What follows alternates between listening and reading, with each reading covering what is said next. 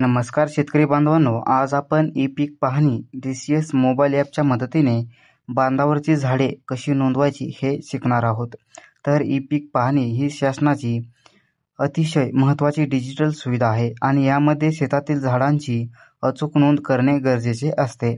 तर मित्रांनो, आज आपण या व्हिडिओमध्ये बांधावरची झाडे कशी नोंदवायची ते पाहणार आहोत. तर त्यासाठी व्हिडिओ शेवटपर्यंत नक्की पहा. चॅनलवरती नवीन असाल तर आपल्या चॅनलला सबस्क्राईब करायला विसरू नका. तर व्हिडिओला सुरुवात करूया.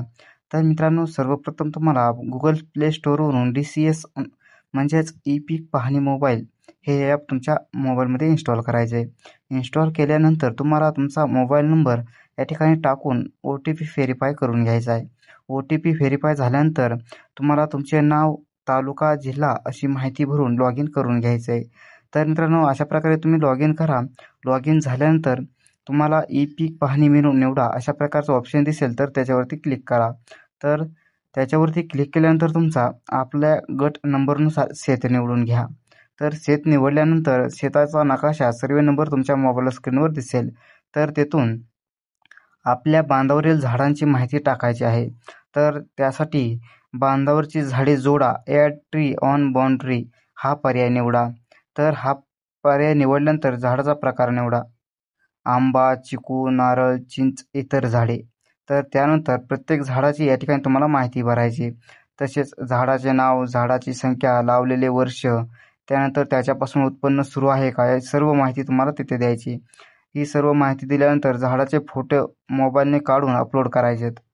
मोबाईलने काढलेले फोटो अपलोड केल्यानंतर तुमचं लोकेशन म्हणजे GPS आपोआप ॲपमध्ये सेव्ह होईल. तर सेव्ह झाल्यानंतर तुम्हाला नोंद केलेली माहिती परत एकदा तपासून घ्यायची. तपासून घेतल्यानंतर जर काही चूक असेल तर तुम्ही ती एडिट करून दुरुस्त करून घ्या. तर सर्व माहिती बरोबर असल्यास सेव्ह व सबमिट करा. सबमिट केल्यानंतर आपल्याला यशस्वी नोंदणीचा मेसेज दिसेल. अशा प्रकारे तुम्ही बांधावरची झाडे या ठिकाणी नोंद करू शकता. तर बांधावरची झाडे नोंदवल्याने शेतकऱ्यांना खालीलप्रमाणे फायदा होतो. जसं की अचूक शेतजमिनीची माहिती शासनाकडे नोंदवली जाते. त्यानंतर भविष्यातील शेतकरी योजना व अनुदानासाठी मदत होते.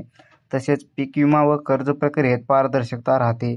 तर कृषी विभागाला संपूर्ण माहिती डिजिटल स्वरूपात उपलब्ध होते.